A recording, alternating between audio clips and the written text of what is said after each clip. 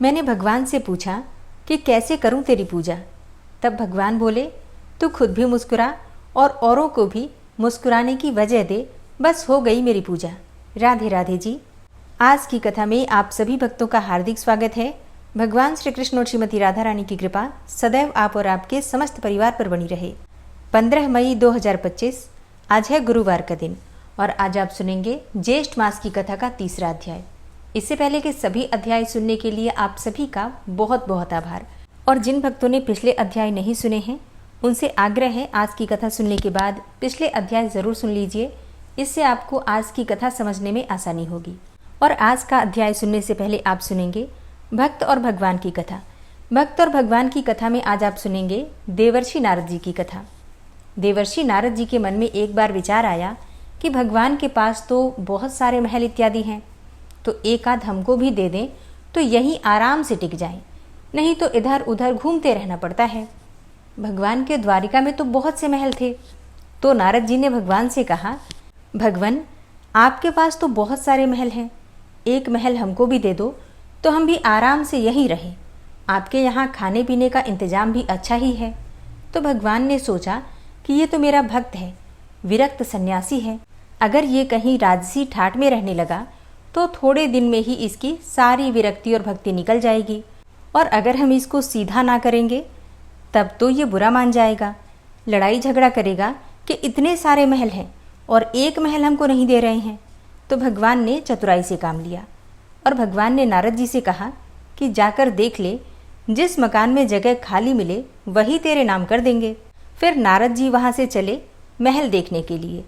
भगवान की तो 16,108 रानियाँ थी और प्रत्येक के 11-11 बच्चे भी थे।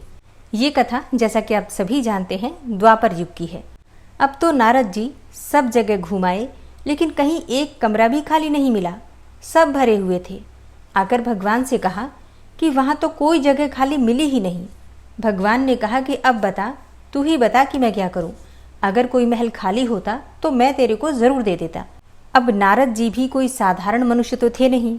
उनके मन में विचार आया कि ये तो भगवान ने मेरे साथ कोई धोखाधड़ी की है, नहीं तो कुछ न कुछ करके किसी को इधर उधर शिफ्ट कराकर, किसी को भी खिसकाकर एक कमरा तो दे ही सकते थे। इन्होंने मेरे साथ धोखा किया है तो अब मैं भी इन्हें मजा चखाकर ही छोड़ूंगा। नारद जी के मन में क्रोध था और बदले की भावना भी थी। नारद जी रुक्मिणी जी के पास पहुंच गए। रुक्मिणी जी ने नारद जी की आवभगत की, बड़े प्रेम से रखा। उन दिनों भगवान सत्यभामा जी के यहाँ रहा करते थे। रहते हुए एक आध दिन जब बीत गए तो नारद जी ने उनको दान की कथा सुनाई। सुनाने वाले स्वयं नारद जी दान का महत्व सुनाने लगे कि जिस चीज़ का दान करोगे वही चीज़ तुमको मिलती है। और जब नारद जी ने देखा कि ये बात रुक्मिणी जी को जम गई है तो उनसे पूछा कि आपको सबसे ज़्यादा प्यार किससे है। रुक्मिणी जी ने कहा कि यह भी कोई पूछने की बात है, भगवान हरि से ही मेरा सबसे अधिक प्रेम है। अब नारद जी कहने लगे कि फिर आपकी तो यही इच्छा होगी कि अगले जन्म में फिर वही मिले। रुक्मिणी जी बोली कि इच्छा तो यही है। नारद जी ने कहा, अगर इच्छा है तो फिर दान कर दो, नहीं तो फिर नहीं मिलेंगे। आपकी सौतें भी बहुत हैं और उनमें से किसी ने पहले दान कर दिया तो उन्हें मिल जाएंगे, इसलिए दूसरे करें इससे पहले आप ही कर दें। नारद जी की कही हुई ये बातें रुक्मिणी जी को बिल्कुल सत्य लगी। उन्होंने मन में विचार किया कि नारद जी कह तो ठीक रहे हैं, जो हम दान करते हैं वही हमें प्राप्त होता है, और मैं भगवान को हर जन्म में पाना चाहती हूँ तो भगवान को दान कर देना चाहिए। अब रुक्मिणी जी से नारद जी ने संकल्प करा लिया। अब क्या था, नारद जी का काम बन गया। वहाँ से सीधे सत्यभामा जी के महल में पहुँच गए और भगवान से कहा कि उठाओ कमंडलू और चलो मेरे साथ। भगवान ने कहा, कहाँ चलना है, बात क्या हुई। नारद जी ने कहा, बात कुछ नहीं, आपको मैंने अब दान में ले लिया है, क्योंकि आपने मुझे एक कोठरी भी नहीं दी, तो मैं तो अब आपको भी बाबा बनाकर पेड़ के नीचे ही सुलाऊंगा। सारी बातें उन्होंने कह सुनाई। भगवान ने कहा, अच्छा है, रुक्मिणी ने मुझे दान कर दिया है वो तो ठीक है, वह पटरानी है, लेकिन उससे मिल तो आए। भगवान ने अपने सारे गहने गांठे, रेशम के कपड़े सब कुछ खोलकर सत्यभामा जी को दे दिए और बलकल वस्त्र पहनकर, भस्मी लगाकर और कमंडलू लेकर रुक्मिणी के पास चल दिए। अब भगवान को देखते ही रुक्मिणी जी के होश उड़ गए। पूछा कि हुआ क्या। भगवान ने कहा, पता नहीं, नारद कहता है कि तूने मेरे को दान में दे दिया। रुक्मिणी ने कहा, लेकिन वे कपड़े गहने कहाँ गए? उत्तम केसर को छोड़कर यह भस्मी क्यों लगा ली? भगवान ने कहा कि जब दान दे दिया तो अब तो मैं उसका हो गया, इसलिए अब ये ठाट बाट नहीं चलेंगे। अब तो अपने भी बाबा जी होकर जा रहे हैं। रुक्मिणी जी रोने लगी और कहा कि मैंने इसलिए दान में थोड़ी दिया था कि वे ले जाएं। भगवान ने कहा, और काहे के लिए दिया जाता है? इसलिए दिया जाता है कि जिसको दो वो ले जाए। अब रुक्मिणी को होश आया कि ये तो गड़बड़ मामला हो गया। रुक्मिणी ने कहा, नारद जी, ये बात आपने मुझसे पहले तो नहीं कहा। अगले जन्म में तो मिलेंगे सो मिलेंगे, अब तो हाथ से ही खो रहे हैं। तब नारद जी ने कहा, अब तो जो हो गया सो हो गया, अब तो मैं लेकर ही जाऊंगा। रुक्मिणी जी बहुत रोने लगी। तब तक हल्ला गुल्ला मचा तो सब रानियां भी वहां इकट्ठी हो गईं। सत्यभामा जाम्बवंती सबसे समझदार थीं। उन्होंने कहा कि भगवान एक रुक्मिणी के पति थोड़े ही हैं, इसीलिए रुक्मिणी को सर्वथा दान करने का अधिकार नहीं हो सकता, हम लोगों का भी अधिकार है। नारद जी ने सोचा, ये तो घपला हो गया। कहने लगे कि अब क्या भगवान के टुकड़े कराओगे? तब तो 16,108 हिस्से होंगे। रानियों ने कहा, नारद जी कुछ ढंग की बात करो। नारद जी ने विचार किया कि अपने को तो महल ही चाहिए था और यही ये नहीं दे रहे थे, और अब तो मौका ठीक है, समझौते पर बात आ रही है। नारद जी ने कहा कि भगवान का जितना वजन है उतने का अगर तुलादान कर दिया जाए तो उसे भी दान मान लिया जाता है। तुलादान से देह का दान माना जाता है, इसलिए भगवान के वजन का सोना, हीरा, पन्ना दे दो। इस पर सब रानियां राजी हो गईं। अब रानियां तो राजी हो गईं, लेकिन भगवान ने सोचा कि ये तो फिर से मोह में ही पड़ रहा है, इसका महल का शौक गया नहीं। भगवान ने कहा, तुलादान कर देना चाहिए, ये बात तो ठीक है। भगवान तराजू के एक पलड़े के अंदर बैठ गए और दूसरे पलड़े में सारे गहने, हीरे, पन्ने रखे जाने लगे। लेकिन जो ब्रह्मांड को पेट में लेकर बैठा हो उसे द्वारका के धन से कहाँ पूरा होना है। सारा का सारा धन दूसरे पलड़े पर रख दिया गया, लेकिन तराजू के जिस पलड़े पर भगवान बैठे थे वह वैसे का वैसा नीचे ही लगा रहा, ऊपर नहीं हुआ। नारद जी ने कहा, देख लो, तुला तो बराबर हो ही नहीं रहा है, अब मैं भगवान को ही ले जाऊंगा। सब कहने लगे कि अरे कोई उपाय तो बताओ। नारद जी ने कहा, और कोई उपाय नहीं है। अन्य सब लोगों ने भी अपने हीरे पन्ने लाकर डाल दिए, लेकिन उससे क्या होना था, वे तो त्रिलोकी का भार लेकर बैठे थे। नारद जी ने सोचा, अपने को अच्छा चेला मिल गया, अब तो बढ़िया काम हो गया। उधर सभी रानियां चीख रही थी और नारद जी प्रसन्नता के मारे इधर उधर टहलने लगे। भगवान ने धीरे से रुक्मिणी को बुलाया। रुक्मिणी ने कहा, अरे कुछ तो ढंग निकालिए, आप इतना भार लेकर बैठ गए हैं, हम लोगों का क्या हाल होगा। तब भगवान ने कहा कि ये सब जो हीरे पन्ने हैं उन्हें निकाल लो, नहीं तो बाबा जी मान नहीं रहे हैं। और यह सब निकालकर तुलसी का एक पत्ता और सोने का एक छोटा सा टुकड़ा रख दो तो तुम लोगों का काम हो जाएगा। रुक्मिणी ने सबसे कहा कि यह नहीं हो रहा है तो सब सामान हटाओ। सारा सामान हटा दिया गया और एक छोटे से सोने के पत्रे पर तुलसी का पत्ता रखा गया तो भगवान के वजन के बराबर हो गया। अब सभी रानियों ने नारद जी से कहा कि ले जाओ तुलादान। नारद जी ने खूब हिला डुला कर देखा कि कहीं कोई डंडी तो नहीं मार रहा है। नारद जी ने कहा कि इन्होंने तो फिर से धोखा कर दिया, फिर जहाँ के तहाँ ये लेकर मैं क्या करूँगा। उन्होंने कहा, भगवान ये आप अच्छा नहीं कर रहे हैं, केवल घरवालियों की ही बात सुनते हैं, मेरी तरफ भी तो देखो। तब भगवान ने कहा, तेरी तरफ क्या देखूं, तू सारे संसार के स्वरूप को समझकर भी फिर से मोह के रास्ते पर ही जाना चाह रहा है, तो तेरी बात क्या सुनूं। तब नारद जी ने समझ लिया कि भगवान ने जो किया सो ठीक किया। नारद जी ने कहा, अच्छा मेरी एक बात मान लो, आपने मुझे तरह तरह के नाच अनादिकाल से नचाए और मैंने तरह तरह के खेल आपको दिखाए, कभी मनुष्य, कभी गाय इत्यादि पशु, कभी इंद्र वरुण आदि। संसार में कोई ऐसा स्वरूप नहीं जो 84 के चक्कर में किसी न किसी समय में हर प्राणी ने नहीं भोग लिया। अनादिकाल से यह चक्कर चल रहा है। सब तरह से आपको खेल दिखाया, आप मेरे को ले जाते रहे और मैं खेल करता रहा। अगर आपको मेरा कोई भी खेल पसंद आ गया हो तो आप राजा की जगह पर हैं और मैं ब्राह्मण हूँ, तो मेरे को कुछ इनाम तो देना ही चाहिए। और वो इनाम यही चाहता हूँ कि मेरे शोक और मोह की भावना निवृत्त होकर मैं आपके परम धाम में पहुंच जाऊं। और यदि कहो कि तूने जितने भी खेल किए सब बेकार हैं, तो भी आप राजा हैं। जब कोई बार बार खराब खेल करता है तो राजा हुक्म देता है कि इसे निकाल दो। इसी प्रकार यदि मेरा खेल आपको पसंद नहीं आया है तो फिर आप कहो कि इसको संसार की नृत्यशाला में कभी नहीं लाना है, तो भी मेरी मुक्ति है। भगवान बड़े प्रसन्न होकर तराजू से उठे और नारद जी को छाती से लगाया और कहा, तेरी मुक्ति तो निश्चित है। तो प्रेम से बोलिए भगवान श्री कृष्ण की जय, नारद जी की जय। और अब आप सुनेंगे आज का अध्याय। श्री जनक जी ने पूछा कि हे मुने, परात्पर महात्मा भगवान श्री कृष्ण चंद्र का दर्शन प्राप्त करके संपूर्ण देवताओं ने आगे क्या किया, आप मुझे ये बताने की कृपा करें। तब श्री नारद जी कहते हैं कि हे राजन, उस समय सबके देखते देखते अष्टभुजाधारी वैकुंठाधिपति भगवान श्रीहरि उठे और साक्षात भगवान श्री कृष्ण के श्री विग्रह में ही लीन हो गए। उसी समय कोटि सूर्यों के समान तेजस्वी, प्रचंड पराक्रमी, पूर्ण स्वरूप भगवान नृसिंह जी पधारे और भगवान श्री कृष्ण के तेज में वे भी समा गए।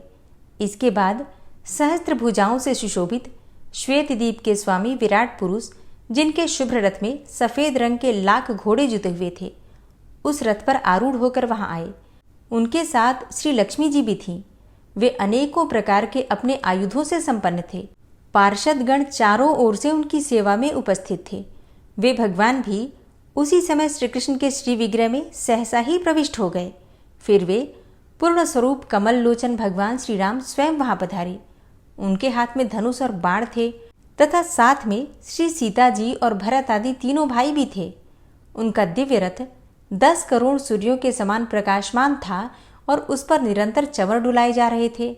असंख्य वानर यूथपति उनकी रक्षा के कार्य में संलग्न थे। उस रथ के 1 लाख चक्कों से मेघों की गर्जना के समान गंभीर ध्वनि निकल रही थी।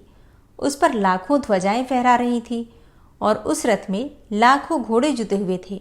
वह रथ सुवर्णमय था और उसी पर बैठकर भगवान श्री राम स्वयं वहां पधारे थे। वे भी भगवान श्री कृष्णचंद्र के दिव्य विग्रह में ही लीन हो गए। फिर उसी समय साक्षात यज्ञ नारायण श्री हरि वहां पधारे, जो प्रलय काल की जाज्वल्यमान अग्निशिखा के समान उद्भाषित हो रहे थे। देवेश्वर यज्ञ अपनी धर्मपत्नी दक्षिणा के साथ ज्योतिर्मय रथ पर बैठे दिखाई देते थे। वे भी उस समय श्याम विग्रह भगवान श्री कृष्णचंद्र में ही लीन हो गए। तत्पश्चात साक्षात भगवान नर और नारायण वहां पधारे। उनके शरीर की कांति मेघ के समान श्याम थी। उनके 4 भुजाएं थी, नेत्र विशाल थे और वे मुनि के वेश में थे। उनके सिर का जटाजूट कौंधती हुई करोड़ों बिजलियों के समान दीप्तिमान था। उनका दीप्तिमंडल सब ओर से उद्भाषित हो रहा था और दिव्य मुनीन्द्र मंडलों से मंडित वे भगवान नारायण अपने अखंडित ब्रह्मचर्य से शोभा पाते थे। हे राजन, सभी देवता आश्चर्ययुक्त मन से उनकी ओर देख रहे थे, किंतु वे भी श्याम सुंदर भगवान श्री कृष्ण में तत्काल ही लीन हो गए। इस प्रकार के विलक्षण दिव्य दर्शन प्राप्त करके संपूर्ण देवताओं को महान आश्चर्य हुआ। उन सबको यह भली भांति ज्ञात हो गया कि परमात्मा श्री कृष्णचंद्र जी स्वयं परिपूर्णतम भगवान हैं। तब वे उन परम प्रभु की स्तुति करने लगे। देवता बोले कि जो भगवान श्री कृष्णचंद्र पूर्ण पुरुष, पर से भी पर, यज्ञों के स्वामी, कारण के भी परम कारण, परिपूर्णतम परमात्मा और साक्षात गोलोक धाम के अधिवासी हैं, इन परम पुरुष श्री राधावर को हम सादर नमस्कार करते हैं। योगेश्वर लोग कहते हैं कि आप परम तेजपुंज हैं, शुद्ध अंतःकरण वाले हैं। भक्तजन ऐसा मानते हैं कि आप लीला विग्रह धारण करने वाले अवतारी पुरुष हैं, परंतु हम लोगों ने आज आपके जिस स्वरूप को जाना है वह अद्वैत, सबसे अभिन्न, एक अद्वितीय है। अतः आप महत्तम तत्वों एवं महात्माओं के भी अधिपति हैं। आप पर ब्रह्म परमेश्वर को हमारा नमस्कार है। कितने विद्वानों ने व्यंजना, लक्षणा और स्फोट द्वारा आपको जानना चाहा, किंतु फिर भी वे आपको पहचान नहीं सके, क्योंकि आप निर्दिष्ट भाव से रहित हैं। अतः माया से निर्लेप आप निर्गुण ब्रह्म की हम शरण ग्रहण करते हैं। किन्हीं ने आपको ब्रह्म माना है, कुछ दूसरे लोग आपके लिए काल शब्द का व्यवहार करते हैं। कितनों की ऐसी धारणा है कि आप शुद्ध प्रशांत स्वरूप हैं, तथा कतिपय मीमांसक लोगों ने तो यह मान रखा है कि पृथ्वी पर आप कर्म रूप से विराजमान हैं। कुछ प्राचीनों ने योग नाम से तथा कुछ ने कर्ता के रूप में आपको स्वीकार किया है। इस प्रकार सबकी परस्पर विभिन्न ही उक्तियां हैं, अतएव कोई भी आपको वस्तुतः जान नहीं सका। कोई भी यह नहीं कह सकता कि आप यही हैं, ऐसे ही हैं। अतः आप अनिर्देश्य, अचिंत्य, अनिर्वचनीय भगवान की हमने शरण ग्रहण की है। हे भगवान, आपके चरणों की सेवा अनेकों कल्याणों को देने वाली है। उसे छोड़कर जो तीर्थ, यज्ञ और तप का आचरण करते हैं अथवा ज्ञान के द्वारा जो प्रसिद्ध हो गए हैं, उन्हें बहुत से विघ्नों का सामना करना पड़ता है, वे सफलता प्राप्त नहीं कर सकते। हे भगवान, अब हम आपसे क्या निवेदन करें? आपसे तो कोई भी बात छिपी नहीं है, क्योंकि आप चराचर मात्र के भीतर विद्यमान हैं। जो शुद्ध अंतःकरण वाले एवं देह बंधन से मुक्त हैं, वे हम विष्णु आदि देवता भी आपको नमस्कार ही करते हैं। ऐसे आप पुरुषोत्तम भगवान को हमारा प्रणाम है। जो श्री राधिका जी के हृदय को सुशोभित करने वाले चंद्रहार हैं, गोपियों के नेत्र और जीवन के मूल आधार हैं, तथा ध्वजा की भांति गोलोक धाम को अलंकृत कर रहे हैं। हे आदिदेव भगवान, आप संकट में पड़े हुए हम देवताओं की रक्षा करें, रक्षा करें। हे भगवान, आप वृंदावन के स्वामी हैं, गिरिराजपति भी कहलाते हैं। आप व्रज के अधिनायक हैं। गोपाल के रूप में अवतार धारण करके अनेकों प्रकार की नित्य विहार लीलाएं करते हैं। श्री राधिका जी, प्राण वल्लभ एवं श्रुतिधरों के भी आप स्वामी हैं। आप ही गोवर्धनधारी हैं। अब आप धर्म के भार को धारण करने वाली इस पृथ्वी का उद्धार करने की कृपा करें। श्री नारद जी कहते हैं कि इस प्रकार स्तुति करने पर गोकुलेश्वर भगवान श्री कृष्ण प्रणाम करते हुए देवताओं को संबोधित करके मेघ के समान गंभीर वाणी में बोले। श्री कृष्ण भगवान ने कहा कि ब्रह्मा, शंकर एवं अन्य देवताओं, तुम सब मेरी बात सुनो। मेरे आदेशानुसार तुम लोग अपने अंशों से देवियों के साथ यदुकुल में जन्म धारण करो। मैं भी अवतार लूँगा और मेरे द्वारा पृथ्वी का भार दूर होगा। मेरा वह अवतार यदुकुल में होगा और मैं तुम्हारे सब कार्य सिद्ध करूँगा। वेद मेरी वाणी, ब्राह्मण मुख और गौ शरीर हैं। सभी देवता मेरे अंग हैं। साधु पुरुष तो हृदय में वास करने वाले मेरे प्राण ही हैं। अतः प्रत्येक युग में जब दंभपूर्ण दुष्टों द्वारा इन्हें पीड़ा होती है और धर्म, यज्ञ तथा दया पर भी आघात पहुँचता है, तब मैं स्वयं अपने आप को भूतल पर प्रकट करता हूँ। श्री नारद जी कहते हैं कि जिस समय जगतपति भगवान श्री कृष्णचंद्र इस प्रकार बातें कर रहे थे, उसी क्षण अब प्राणनाथ से मेरा वियोग हो जाएगा, यह समझकर श्री राधिका जी व्याकुल हो गईं और दावानल से दग्ध लता की भांति मूर्छित होकर गिर पड़ी। उनके शरीर में अश्रु, कंप, रोमांच आदि सात्विक भावों का उदय हो गया। श्री राधिका जी ने कहा कि आप पृथ्वी का भार उतारने के लिए भूमंडल पर अवश्य पधारें, परंतु मेरी एक प्रतिज्ञा है, उसे भी सुन ले। हे प्राणनाथ, आपके चले जाने पर एक क्षण भी मैं यहाँ जीवन धारण नहीं कर सकूंगी, और यदि आप मेरी इस प्रतिज्ञा पर ध्यान नहीं दे रहे हैं तो मैं दोबारा भी कह रही हूँ, अब मेरे प्राण अधर तक पहुँचने को अत्यंत विवल हैं। ये इस शरीर से वैसे ही उड़ जाएंगे जैसे कपूर के धूलिकण। श्री भगवान बोले कि हे राधिके, तुम विषाद मत करो, मैं तुम्हारे साथ चलूँगा और पृथ्वी का भार दूर करूँगा। मेरे द्वारा तुम्हारी बात अवश्य पूर्ण होगी। तब श्री राधिका जी ने कहा, परंतु प्रभु, जहाँ वृंदावन नहीं है, यमुना नदी नहीं है और गोवर्धन पर्वत भी नहीं है, वहाँ मेरे मन को सुख नहीं मिलता। नारद जी कहते हैं कि श्री राधिका जी के इस प्रकार कहने पर भगवान श्री कृष्ण ने अपने धाम से 84 कोस भूमि, गोवर्धन पर्वत एवं यमुना नदी को भूतल पर भेजा। उस समय संपूर्ण देवताओं के साथ ब्रह्मा जी ने परिपूर्णतम भगवान श्री कृष्ण को बार बार प्रणाम करके कहा। श्री ब्रह्मा जी ने कहा कि हे भगवान, मेरे लिए कौन स्थान होगा, आप कहाँ पधारेंगे तथा ये संपूर्ण देवता किन गृहों में रहेंगे और किन किन नामों से इनकी प्रसिद्धि होगी। श्री भगवान ने कहा कि मैं स्वयं वसुदेव और देवकी के यहाँ प्रकट होऊंगा और मेरे कला स्वरूप ये शेष रोहिणी के गर्भ से जन्म लेंगे, इसमें कोई संशय नहीं है। साक्षात लक्ष्मी राजा भीष्म के घर पुत्री के रूप से उत्पन्न होंगी। इनका नाम रुक्मिणी होगा और पार्वती जामवती के नाम से प्रकट होंगी। यज्ञ पुरुष की पत्नी दक्षिणा देवी वहाँ लक्ष्मणा नाम धारण करेंगी। यहाँ जो विरजा नाम की नदी है, वही कालिंदी नाम से विख्यात होंगी। भगवती लज्जा का नाम भ्रदा होगा। समस्त पापों का प्रशमन करने वाली गंगा मित्र विंदा नाम धारण करेंगी। जो इस समय कामदेव हैं वे ही रुक्मिणी के गर्भ से प्रद्युम्न रूप में उत्पन्न होंगे। प्रद्युम्न के घर तुम्हारा अवतार होगा। उस समय तुम्हें अनिरुद्ध कहा जाएगा, इसमें कुछ भी संदेह नहीं है। ये वशु जो द्रोण के नाम से प्रसिद्ध हैं व्रज में नंद होंगे और स्वयं इनकी प्राण प्रिया धरा देवी यशोदा नाम धारण करेंगी। सुचंद्र वृषभानु बनेंगे तथा इनकी सहधर्मिणी कलावती धराधाम पर कीर्ति के नाम से प्रसिद्ध होंगी। फिर उन्हीं के यहाँ इन श्री राधिका जी का प्राकट्य होगा और मैं व्रजमंडल में गोपियों के साथ सदा रास विहार करूंगा। भगवान ने कहा कि हे ब्रह्मन, सुबल और श्रीदामा नाम के मेरे सखा नंद तथा उपनंद के घर पर जन्म धारण करेंगे। इसी प्रकार और भी मेरे सखा हैं जिनके नाम स्तोक कृष्ण, अर्जुन एवं अंशु आदि हैं। वे सभी 9 नंदों के यहाँ प्रकट होंगे। व्रजमंडल में जो 6 वृषभानु हैं उनके गृह में विशाल, ऋषभ, तेजस्वी, देवप्रस्थ और वरुथप नाम के मेरे सखा अवतीर्ण होंगे। श्री ब्रह्मा जी ने पूछा कि हे देवेश्वर, किसे नंद कहा जाता है और किसे उपनंद तथा वृषभानु के क्या लक्षण हैं? श्री भगवान जी कहते हैं कि जो गौशालाओं में सदा गौओं का पालन करते हैं एवं गौ सेवा ही जिनकी जीविका है उन्हें मैंने गोपाल संज्ञा दी है। अब तुम उनके लक्षण सुनो। गोपालों के साथ 9 लाख गायों के स्वामी को नंद कहा जाता है।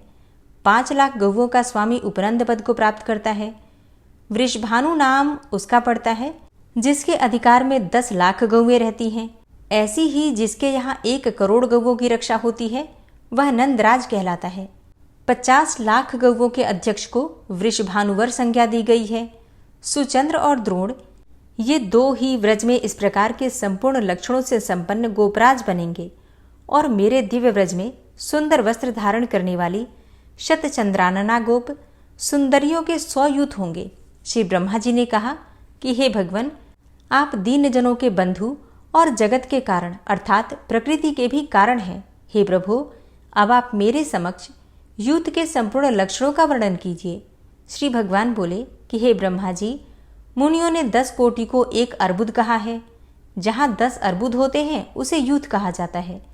यहाँ की गोपियों में कुछ गोलोकवासिनी हैं, कुछ द्वारपालिका हैं और कुछ श्रृंगार साधनों की व्यवस्था करने वाली हैं और कुछ सैया संवारने में संलग्न रहती हैं। कई तो पार्षद कोटि में आती हैं और कुछ गोपियाँ श्री वृंदावन की देखरेख किया करती हैं। कुछ गोपियों का गोवर्धन गिरी पर निवास है। कई गोपियाँ कुंजवन को सजाती और संवारती हैं तथा बहुतेरी गोपियाँ मेरे निकुंज में रहती हैं। इन सबको मेरे व्रज में पधारना ही होगा। ऐसे ही यमुना गंगा के भी यूथ हैं। इसी प्रकार रमा, मधु, माधवी, विरजा, ललिता, विशाखा एवं माया के यूथ होंगे। हे ब्रह्मा जी, इसी प्रकार मेरे व्रज में 8, 16 और 32 सखियों के भी यूथ होंगे। पूर्व के अनेकों युगों में जो श्रुतियाँ, मुनियों की पत्नियाँ, अयोध्या की महिलाएं, यज्ञ में स्थापित की हुई सीता, जनकपुर एवं कौशल देश की निवासिनी सुंदरियाँ तथा पुलिंद कन्याएं थीं तथा जिनको मैं पूर्ववर्ती युग युग में वर दे चुका हूँ, वे सब मेरे पुण्यमय व्रज में गोपी रूप में पधारेंगी और उनके भी यूथ होंगे। तब श्री ब्रह्मा जी ने पूछा कि हे पुरुषोत्तम, इन स्त्रियों ने कौन सा पुण्य कार्य किया है तथा इन्हें कौन से वर मिल चुके हैं जिनके फल स्वरूप ये व्रज में निवास करेंगी? कारण कि आपका यह स्थान तो गोपियों के लिए भी दुर्लभ है। श्री भगवान जी बोले कि पूर्व काल में श्रुतियों ने श्वेत द्वीप में जाकर वहाँ मेरे स्वरूप भूत भूमा अर्थात विराट पुरुष या पर ब्रह्म का मधुर वाणी में स्तवन किया। तब सहस्त्रपाद विराट पुरुष प्रसन्न हो गए और बोले, श्री हरि ने कहा, हे श्रुतियों, तुम्हें जो भी पाने की इच्छा हो वह वर मांग लो। जिनके ऊपर मैं स्वयं प्रसन्न हो गया उनके लिए कौन सी वस्तु दुर्लभ है? श्रुतियाँ बोली कि हे भगवन, आप मन और वाणी से नहीं जाने जा सकते, अतः हम आपको जानने में असमर्थ हैं। पुराणवेत्ता ज्ञानी पुरुष यहाँ जिसे केवल आनंद मात्र बताते हैं, अपने उसी रूप का हमें दर्शन कराइए। हे प्रभु, यदि आप हमें वर देना चाहते हो तो यही दीजिए। श्रुतियों की ऐसी बातें सुनकर भगवान ने उन्हें अपने दिव्य गोलोक धाम का दर्शन कराया जो प्रकृति से परे है। वह लोक ज्ञानानंद स्वरूप, अविनाशी तथा निर्विकार है। वहाँ वृंदावन नामक वन है जो काम पूरक कल्प वृक्षों से सुशोभित है। मनोहर निकुंजों से संपन्न वह वृंदावन सभी ऋतुओं में सुखदायी है। वहाँ सुंदर झरनों और गुफाओं से सुशोभित गोवर्धन नामक गिरी है। रत्न एवं धातुओं से भरा हुआ वह श्रीमान पर्वत सुंदर पक्षियों से आवृत है। वहाँ स्वच्छ जल वाली श्रेष्ठ नदी यमुना भी लहराती है। उसके दोनों तट रत्नों से बंधे हैं। हंस और कमल आदि से वह सदा व्याप्त रहती है। वहाँ विविध रास रंग से उन्मत्त गोपियों का समुदाय शोभा पाता है। उसी गोपी समुदाय के मध्य भाग में किशोर वय से सुशोभित भगवान श्री कृष्ण विराजते हैं। उन श्रुतियों को इस प्रकार अपना लोक दिखाकर भगवान बोले, कहो तुम्हारे लिए अब क्या करूं? तुमने मेरा यह लोक तो देख ही लिया, इससे उत्तम दूसरा कोई वर नहीं है। श्रुतियों ने कहा, हे प्रभु, आपके करोड़ों कामदेवों के समान मनोहर श्री विग्रह को देखकर हम में कामिनी भाव आ गया है और हमें आपसे मिलने की उत्कट इच्छा हो रही है।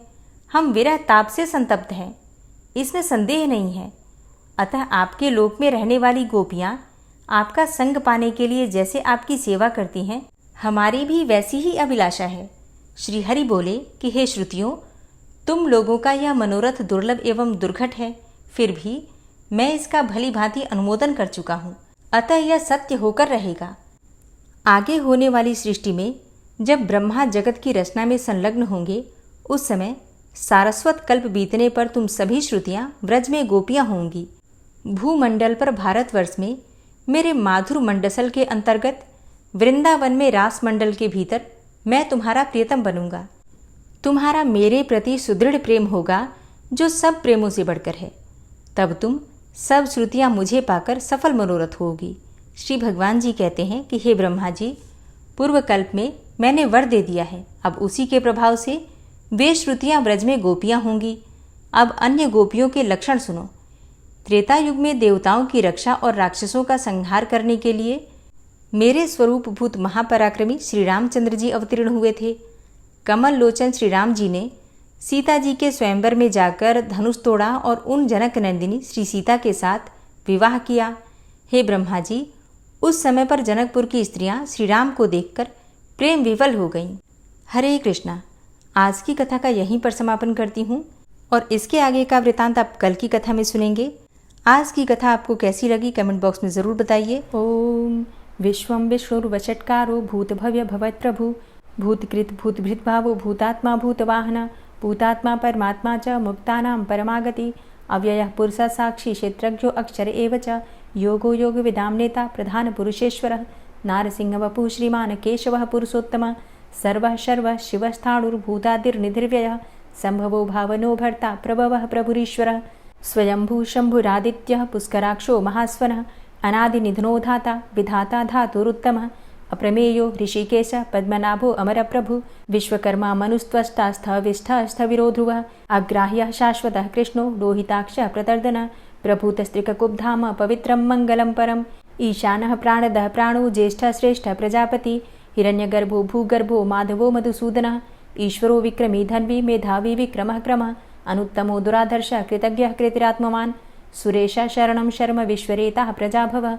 अह संवत्सरो व्यालः प्रत्ययः सर्वदर्शनः अजः सर्वेश्वरः सिद्धः सिद्धे सर्वादिर्च्युतः वृषाकपिर्मेयात्मा सर्वयोगविनिश्रितः वसुर्वसुमनः सत्यः समात्मा संमितः समः अमोघः पुण्डरीकाक्षो वृषकर्मा वृषाकृतिः रुद्रो बहुशिरा बभ्रुर्विश्वयोनिः शुचिश्रवः अमृतः शाश्वतस्थाणुर्वरारोहो महातपः सर्वगः सर्वविद्भानुर्विश्वक्सेनो जनार्दनः वेदो वेदविद्व्यङ्गो वेदाङ्गो वेदवित्कविः लोकाध्यक्षः सुराध्यक्षो धर्माध्यक्षः कृताकृतः चतुरात्मा चतुर्व्यूहश्चतुर्द्रष्टश्चतुर्भुजः भ्राजेष्णुर्भोजनं भोक्ता सहिष्णुर्जगदाति च अनघो विजयो जेता विश्वयोनिः पुनर्वसु उपेन्द्रो वामनः प्रांशुर्मोघः शुचिरुर्जितः अतीन्द्रः संग्रहः सर्गो धृतात्मा नियमो यमः वेद्यो वैद्यः सदा योगी वीरः माधवो मधु अतीन्द्रियो महामायो महोत्साहो महाबलः महाबुद्धिर्महावीर्यो महाशक्तिर्महाद्युतिः अनिर्देश्यवपुः श्रीमान् मेयात्मा महाधृतिर् महिश्वासो महीभर्ता श्रीनिवासः सतां गति अनिरुद्ध सुरानन्दो गोविन्दो गोविन्दाम्पति मरीचिर्दमनो हंस सुपर्णो भुजगोत्तम हिरण्यनाभ सुतपा पद्मनाभ प्रजापति अमृत्यु सर्वदिक्सिंह संधाता संधिमान स्थिर अजो दूर्मर्षण शास्ता विश्रुतात्मा सुरारिहा गुरुर्गुर्तमो धाम सत्य सत्यपराक्रम निमिषो अनिमिषो श्रग्वी वाचस्पति रुदारधि अग्रणिर्ग्रामणी श्रीमान् न्यायो नेता समीरण सहस्रमूर्धा विश्वात्मा सहस्राक्ष सहस्रपात आवर्तनो निवृत्तात्मा संवृतः संप्रमर्दन अह संवर्तको वह निर्निलो धरणीधरः सुप्रसादः प्रसन्नात्मा विश्वदृग् विशुभुग् विभु सत्कर्ता सत्कृतः साधु जहनुर्नारायणो नरः असंख्येयो अप्रमेयात्मा विशिष्टशिष्टकृच्छुवि सिद्धार्थ सिद्धसंकल्प सिद्धिदः सिद्धिसाधनः वृषाहि वृषभो विष्णुर्विष्पर्वा वृषोदरः वर्धनो वर्धमानश्च विविक्तः श्रुतिसागरः सुभुजो दूर्धरो वाग्मी महेन्द्रो वसुदो वसु नैकरूपो बृहद्रूप शिपिविष्टः प्रकाशनः ओजस्तेजो द्युतिधरः प्रकाशात्मा प्रतापनः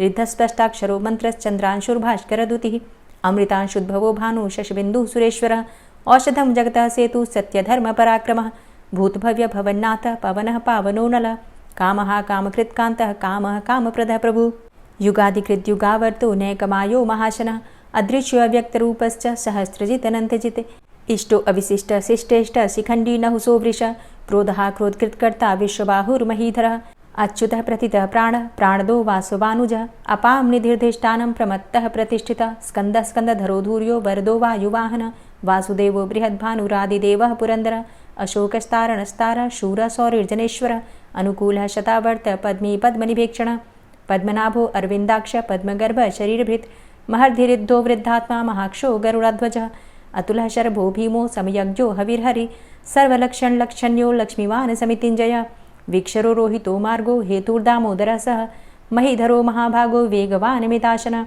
उद्भवः क्षोभणो देवः श्रीगर्भः परमेश्वरः करणं कारणं कर्ता विकर्ता गहनो गुहः व्यवसायो व्यवस्थान संस्थान स्थानदो ध्रुवः परर्थी परमस्पस्तुष्ट पुष्ट सुभेक्षणः रामो विरामो विरजो मार्गो नेयो नयोनयः वीरः शक्तिमतां श्रेष्ठो धर्मो धर्मविदुत्तमः वैकुण्ठः पुरुषः प्राणः प्राणदः प्रणवः पृथु हिरण्यगर्भः शत्रुघ्नो व्याप्तो वायुरुधोक्षजः ऋतुः सुदर्शनः कालः परमेष्ठी परिग्रहः उग्रः संवत्सरो दक्षो विश्रामो विश्वदक्षिणः विस्तारः स्थावरस्थाणु प्रमाणं बीजमव्ययम् अर्थो अनर्थो महाकोशो महाभोगो महाधनः अनिर्विण्णः स्थविष्टोऽभू धर्मयुपो महामखः नक्षत्रनेमिर्नक्षत्री क्षमा चामः समीहनः यज्ञ इज्जो महिज्यश्च क्रतुसत्रं सतां गतिः सर्वदर्शी विमुक्तात्मा सर्वज्ञो ज्ञानमुत्तमं सुव्रतः सुमुखः सुष्मा सुघोषः सुखदः सुहृतः मनोहरो जित्क्रोधो वीरबाहुर्विदारणः स्वापनः स्ववसो व्यापी नैकात्मा नैककर्मकृत् वत्सरो वत्सलो वत्सी रत्नगर्भो धनेश्वरः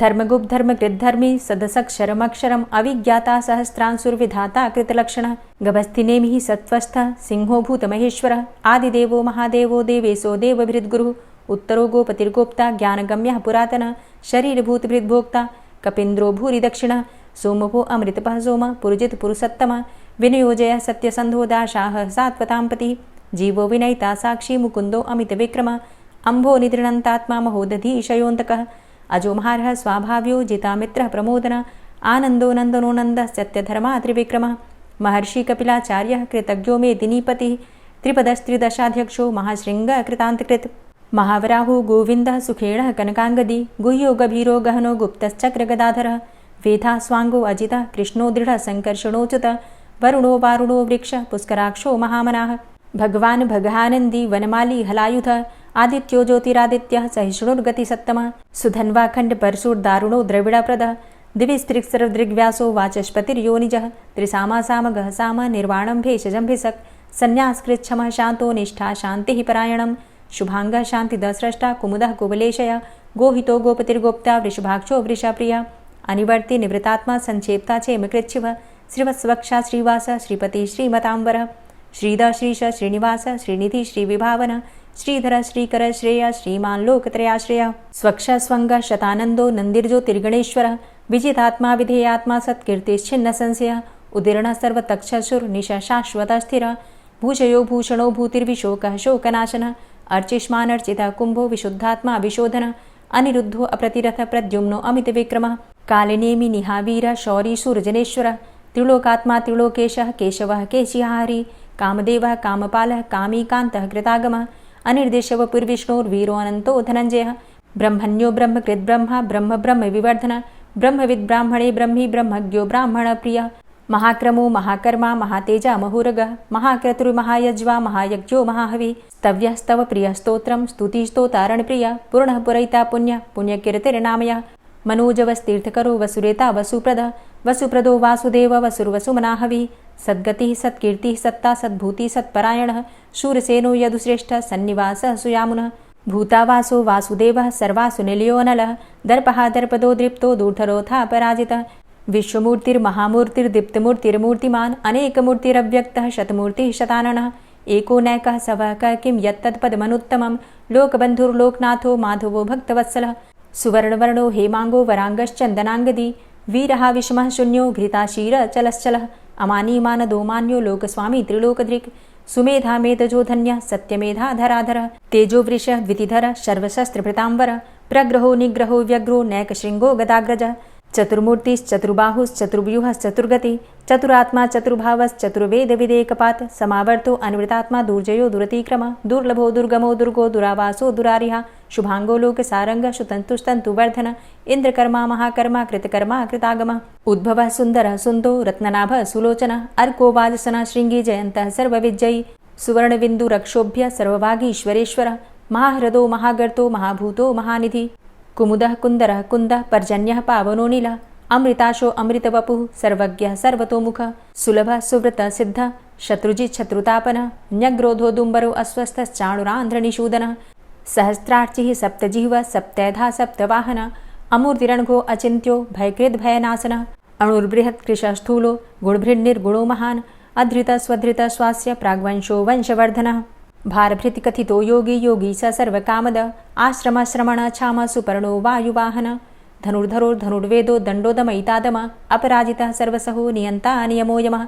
सत्त्ववान् सात्विकः सत्य सत्यधर्मपरायण अभिप्रायः प्रियार्होर्ह प्रियकृत्प्रीतिवर्धनः विहाय सगतिर्ज्योति सुरुचिर्हुद्भुग्विभु रविर्विलोचनः सूर्य सविता रविलोचनः अनन्तो हुद्भुग्भोक्ता सुखदो नैकजोग्रज अनिर्विण्ण सदामर्षि लोकाधिष्ठानमद्भुतः सनात सनातन्तमः कपिलः कपिरप्यय स्वस्तिदः स्वस्तिकृत् स्वस्ति स्वस्तिभुक् स्वस्ति दक्षिणः रौद्रः कुण्डली चक्रे विक्रमयुर्जितशासनः शब्दातिगः शब्दशः शिशिरः शर्वरीकरः अक्रूरः पेशलो दक्षो दक्षिणः क्षमिणाम्बर विद्वतमो वितभय पुण्यश्रवणकीर्तन उत्तारणो दुष्कृतिः पुण्यो दुःस्वप्ननाशन वीरः संतो जीवनः पर्यवस्थितः अनन्तरूपो अनन्तसृर्जितमन्युर्भयापः चतुरश्रो गभीरात्मा विदिशो व्यादिशो दिश अनादिर्भूर्भुवो लक्ष्मीः सुवीरो रुचिराङ्गद जननो जन्मादिर्भीमो भीमपराक्रम आधारनीलयोधाता पुष्पहासः प्रजागर ऊर्ध्वगः सत्पथाचारः प्राणदः प्रणमपण प्रमाणं प्राणनीलयः प्राणभृत् प्राणजीवनः तत्त्वं तत्त्वविदेकात्मा जन्म मृत्यु जरातिगः भूर्भुवः स्वस्तरुस्तारः सविता प्रपितामह यज्ञो यज्ञपतिर्यज्वा यज्ञाङ्गो यज्ञवाहन यज्ञभृद्यज्ञकृद्यज्ञ यज्ञभुग्यज्ञसाधन यज्ञान्तिकृद्यज्ञ गुह्यमन्यमन्नादेव च आत्मयोनिः स्वयं जातो वैखानः सामगायन देवकीनन्दन स्रष्टा क्षितिसः पापनाशन शङ्खभृन्नन्दकी चक्री शारङ्गधन्वा गदाधरः रथाङ्गपाणिरक्षोभ्य सर्वप्रहरणायुध ओं नमः इति। श्री राधा कृपा कटाक्ष स्तोत्र। मुनीन्द्रवृन्दवन्दिते त्रिलोकशोकहारिणि प्रसन्नवक्त्रपङ्कजे निकुञ्जभूविलासिनी व्रजेन्द्रभानुनन्दिनी व्रजेन्द्रसूनुसङ्गते कदा करिष्यसीह मां कृपाकटाक्षभाजनम् अशोकवृक्षवल्लरीवितानमण्डपस्थिते प्रवालबालपल्लव प्रभारुणान्ध्रिकोमले वराभयस्फुरत्करे प्रभूतसम्पदालये कदा करिष्यसीह मां कृपाकटाक्षभाजनम् अनङ्गरङ्गमङ्गलं प्रसङ्गभङ्गुरं भ्रुवां सविभ्रमं ससम्भ्रमं दृगन्तबाणपातने निरन्तरं वशीकृत प्रतीतनन्दनन्दने कदा करिष्यसीह मां कृपाकटाक्षभाजनम्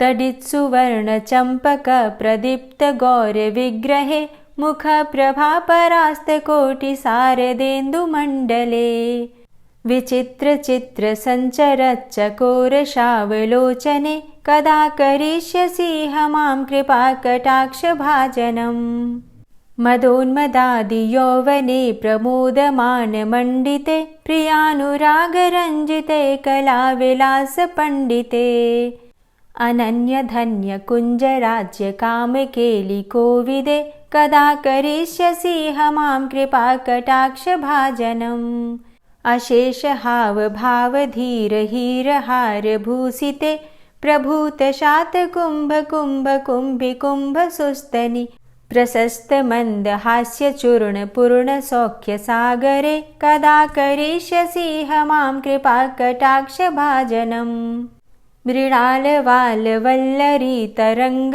रंग दौर्लते लताग्रलास्य लोल नील लोचनावलोकने ललल्लुलन्मिलन्मनोज्ञ मुग्ध मोहिनाश्रिते कदा करिष्यसि मां कृपा कटाक्ष भाजनम् सुवर्णमल्लिकाञ्चित त्रिरेख कम्बुकण्ठगे त्रिसूत्रमङ्गली गुण त्रिरत्नदीप्ति दीधिते सलोल नीलकुन्तल प्रसून गुच्छ गुम्फिते कदा करिष्यसि मां कृपा कटाक्ष भाजनम् नितम्ब बिम्बलम्बमान पुष्पमेखला गुणे प्रशस्त रत्न किङ्किणी कलाप मध्य मञ्जुले करीन्द्र शुण्ड दण्डिकावरोह शोभ गोरुके कदा करिष्यसि मां कृपा कटाक्ष भाजनम् अनेक मंत्रनाद